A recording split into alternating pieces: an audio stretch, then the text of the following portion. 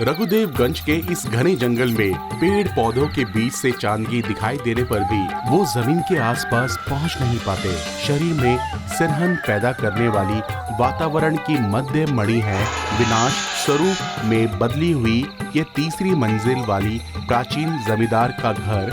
इस घर के नीचे मिट्टी के अंदर पहरा दे रहा है शिबू, लेकिन शिबू कोई इंसान नहीं है। जी हाँ, मैं इंसान नहीं हूँ।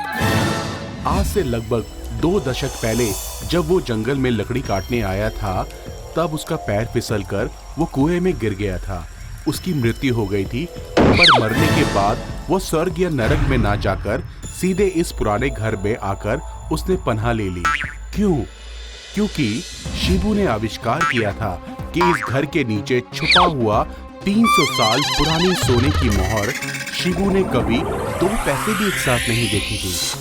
इसलिए मरने के बाद धन संपत्ति की माया छोड़ नहीं पाया था। वो भूत बनकर इस घर में रहने आया था।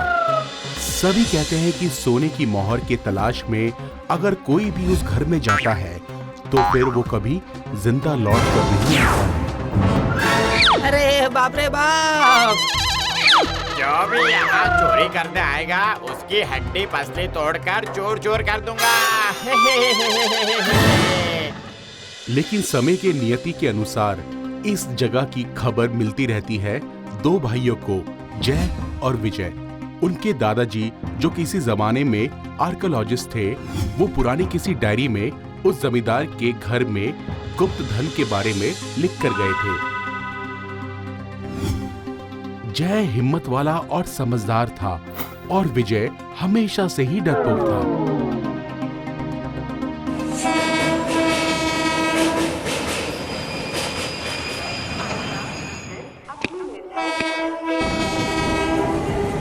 डायरी में दी गई मैप देखकर वो पहुंच जाते हैं जंगल के किसी पास के एक गांव में।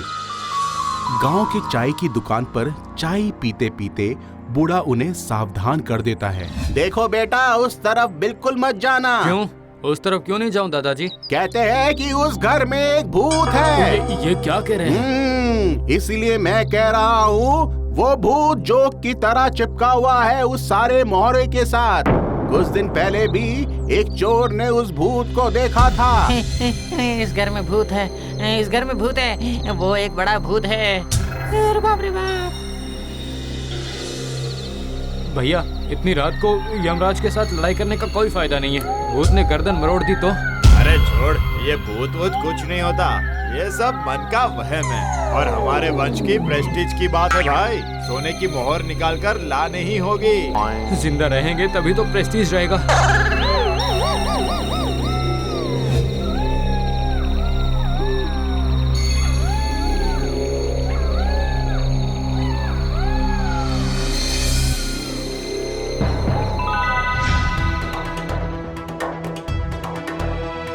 इधर शिबू को इंसानों के शरीर की महक आने लगती है। मतलब जरूर कोई ना कोई उस सोने की मोहर को लेने आया है।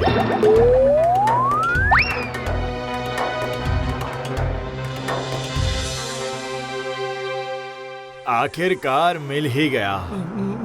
मुझे कुछ अजीब लग रहा और है। तभी उसे सुनाई देती है एक अजीब सी हंसी और दिखाई देती है एक विशाल सी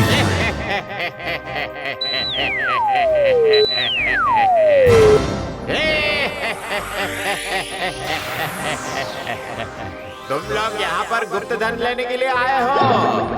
याद रखना, मेरा नाम शिबू है। डरा डरा कर करूंगा काबू।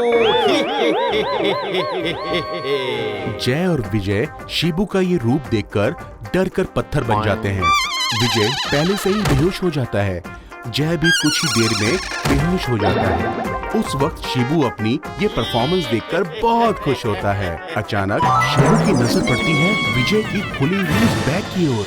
अरे अरे सर्वनाश! मैं यहाँ सोने की मोहर को पहरा दे रहा हूँ और इन लोगों ने बाहर की दुनिया में भी सोने की मोहर तैयार कर ली है। ये तो मेरी मोहर से भी ज्यादा चमकदार है। इसमें से अच्छी खुशबू भी आ रही है। शिबू खुद कर रोक नहीं पाया और उसने एक मोहर नाक के सामने वो लेके आया और खुशबू से पागल हो गया। आहा, सच में कितनी अच्छी खुशबू है। मैंने तो सिर्फ मिट्टी के नीचे की सिलन की बदबू ही सूंघी है। मुझे ऐसी अमृत जैसी खुशबू कहीं नहीं मिली। शिबू को समझ में नहीं आ रहा था। दरअसल वो विदेशी चॉकलेट है, सुनहरे पेपर पर लिपटा हुआ। शिबू को लगा कि ये दोनों शायद बहुत बड़े जादूगर हैं और शिबू ने अपनी राय बदल ली और जय और विजय की आंख और मुंह में ठंडी हवा डाली और उन्हें होश में ले आया। उठते ही जय ने देखा शिबू उसके सामने बैठा हुआ है और विनम्र होकर वो हंस रहा है। आहा, सुनो, तुम्हारी ये नई मोहर तो बहुत ही अच्छी है। हाँ? मैं सड़ी पुरानी मोहरों से तो परेशान हो गया हूँ। सुनो ना, तुम लोग मेरे साथ अपनी मोहरें बदलना चाहोगे क्या? हाँ? जय सुनहरे पेपर से लिपटे हुए चॉकलेट को देखकर समझ गया कि कुछ ना कुछ तो गड़बड़ जरूर है। शिबू भैया, ये सब ना कोई आम मोहरे नहीं है। दरअसल ये सब जादुई मोहरे हैं। समझ गए ना? ये सिर्फ कीमती ही नहीं है, इसे खा भी सकते हैं। हाँ, लेकिन हमारे पास सिर्फ थोड़ी ही बची हुई है। उसकी बात सुनकर शिबू अपने को रोक नहीं पाया और फट से उसने सामने से चॉकलेट मुंह में डाल ली और खुदक कर कूद पड़ा। बहुत स्वादिष्ट है। अब शिबू और भी ताकतवर बन जाएगा। इस पुराने घर की सड़ी हुई हवा खा खा कर मेरे मुंह का स्वाद ही बिगड़ गया था। मुझे ये सारी दे दो और उसके बदले मेरी कोठरी में जितनी भी मोहरे हैं वो सब लेकर जाओ। विजय की जान में जान आ गई। थोड़ा साइड होकर वो एक वीडियो देख रहा था कि अगर भूत सामने आ जाए तो किस तरह उससे बचकर निकल सकते हैं और शिबू विजय की स्क्रीन की तरफ देखकर थोड़ा सा सहम गया। सुनो, अब ये सब क्या है? इतनी छोटी सी चीज के अंदर इतने सारे लोग कैसे हिलडुल रहे हैं? ये शिबू भैया, ये प्रेत आत्माओं का जेल है। प्रेत आत्माओं को रोक कर रख सकते हैं। क्या? प्रेत आत्माओं की जेल? उस समय शिवू की आवाज में डर था। तभी जय कहता है कि अरे केवल जेल ही नहीं, ये है मायावी दर्पण। इस दर्पण में दुनिया की सारी खबरें मिल जाती है। तुम जिसे सबक सिखाना चाहते हो उसे इस मायावी दर्पण में रोक कर भी रख सकते हो। हाँ। शिबू के उत्साह की कोई सीमा नहीं थी और वो अपने सारे दोस्तों को बुला कर लाया। अरे तुम सब कहाँ हो? जल्दी आ जाओ, जल्दी आ जाओ। आकर देखो, मुझे प्रेत आत्माओं की जेल मिल गई है। आओ आओ आओ आओ आओ।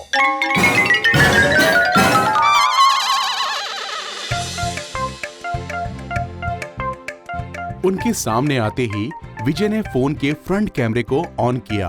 वो अपना मुंह फ्रंट कैमरे के सामने लाया तो सारे के सारे भूत चिल्लाने लगे। उन्हें लगा कि उनकी आत्माएं उस दर्पण में बंद हो गई है। शिबू डर के मारे हाथ जोड़कर बोला, मुझे ये मायावी दर्पण देकर जाओ और बदले में तुम लोग मेरी सोने की मोहरे की सारी बोरियां लेकर जाओ। लो लो, ले जाओ भाई। मैं इस दर्पण से सबको डराऊंगा और बंदी बनाऊंगा। जय और विजय ने सोचा ये अच्छा मौका है और उन्होंने अपने पुराने फोन को शिबू को दे दिया और शिबू खुश होकर अपनी प्यारी मोहर की बोरियां लेकर आया और ये मोहरें सरकारी मूल्य के अनुसार कई करोड़ों रुपए की थी। आखिरकार अपने वंश का नाम रोशन कर ही दिया जय और विजय ने।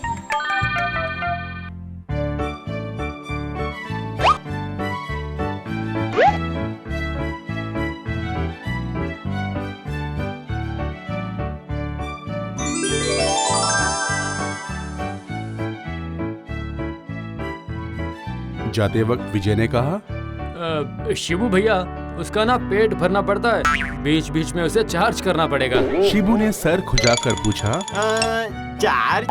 अब ये किस खेत की मूली है? कोई तांत्रिक पूजा है क्या? मतलब खून वून तो नहीं देना पड़ेगा ना?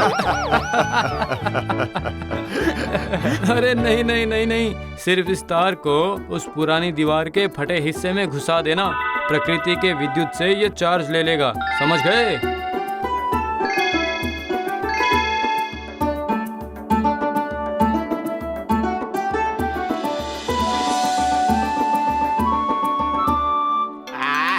इतनी स्वादिष्ट सोने की मोहर थोड़ी और मिल जाती तो बहुत अच्छा होता।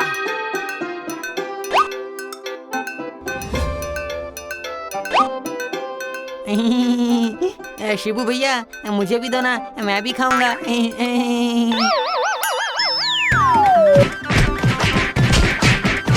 मैंने वो सड़ी और गली हुई सोने की मोहरें देकर ये सब लिया है और अब मैं राज करूंगा।